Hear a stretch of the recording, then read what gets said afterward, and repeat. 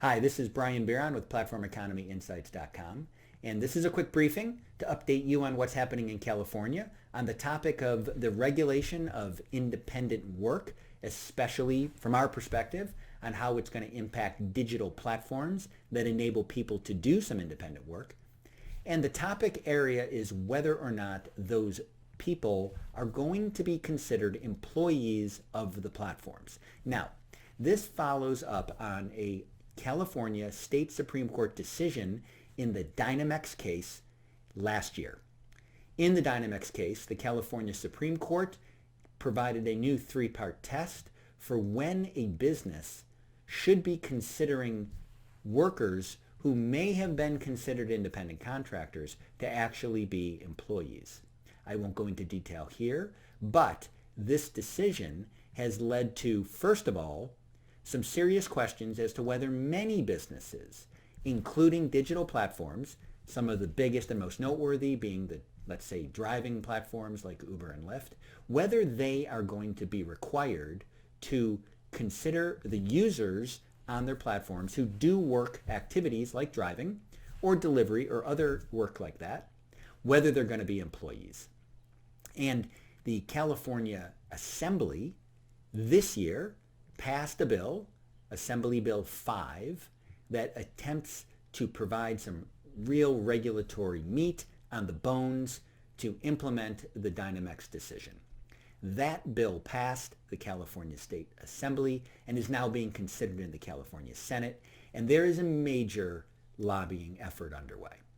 There's a coalition of businesses, a very widespread coalition called the I'm Independent Coalition that's engaged to try to protect business models that are built around this, but which provides users of these platforms and users of other very traditional business models, whether they're lawyers and doctors or barbers or makeup and hair professionals. There are so many different kinds of independent work businesses, many of which are not currently enabled by digital platforms, which would be impacted potentially by this decision and by the legislation.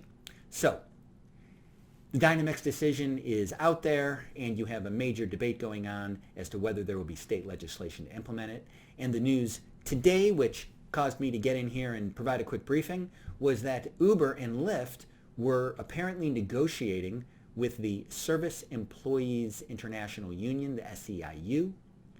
That big and important labor union was apparently considering some type of compromise with Uber and Lyft to achieve what Uber and Lyft have been publicly calling for now for some months, which is the ability to offer their drivers some employee-like benefits without taking on the responsibility for making them employees. Essentially, they say, and now I'm speaking of Uber and Lyft, are saying that they cannot, from their business model perspective, treat their users like employees, but they do want to help provide certain kinds of employer-like benefits related to time off, paid time off, different kinds of pay questions, whether or not they could do that in a way that essentially improved the situation for the drivers without making them employees.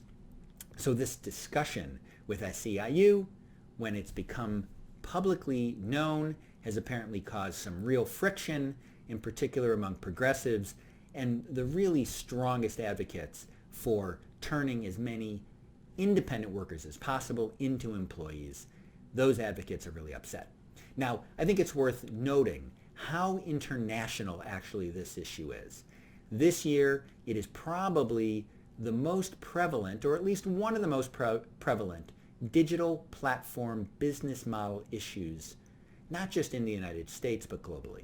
Not only do we have this major activity going on in California, which of course is home to so many digital platform businesses, but just in April alone, we had the European Parliament pass legislation which established new rules regarding platform-enabled work, gig work in Europe. I think it's worth noting that the threshold in that legislation that national governments were directed at enacting national legislation to conform with this directive, that said that if a person used a digital platform for 3 hours in a week, that they should be considered an employee. Or at least they should be considered for the new set of regulatory requirements that this law would create. So that's clearly a very low threshold for independent work for having new regulatory mandates. You also had at the opposite extreme, the U.S. Federal Department of Labor reveal or make public what's called an opinion letter, which essentially reiterated what is a more traditional interpretation of independent contractors, including in the context of digital labor platforms in the United States. So that opinion letter, which is essentially a letter to a company that gives them an opinion on a question, which can be then made public by essentially blacking out who the company is, but letting all companies then see how the Department of Labor is thinking about a question. That opinion letter set a very traditional view regarding when a user of a platform or an independent worker in general is an independent contractor versus when they should be considered by the company to be an employee. So where you have Europe and right now California taking a position really at one end of the spectrum, which would dramatically reduce opportunities for independent work. At the other end, you did have the U.S. Federal Department of Labor taking a position that was in the more traditional perspective, expanding independent work and independent contractor opportunities. So we'll continue to follow it here at Platform Economy Insights.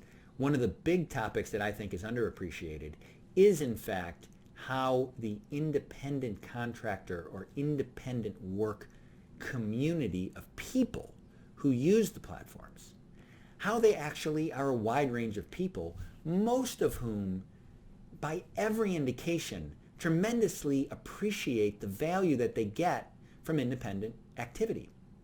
And so you have most of them very consciously choosing to engage in the work because of various kinds of benefits, both financial, but even more importantly, kind of personal control benefits, that they enjoy those benefits.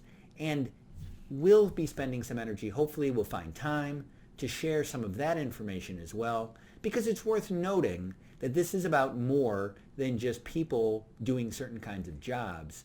It's really about people who like different kinds of work lifestyles. So, thank you for coming to Platform Economy Insights for today's briefing. Hope you found it informative. Again, we'll be continuing to track both the implementation of the Dynamex decision in California and Assembly Bill 5, as well as activities at the U.S. federal, European, and other places as well. We've been sharing information on this topic, whether it's from the UK or Australia, Japan. We'll continue to follow it wherever it pops up, because that's what we do at Platform Economy Insights. Thank you again. This is Brian Bieron. Until our next briefing. Bye-bye.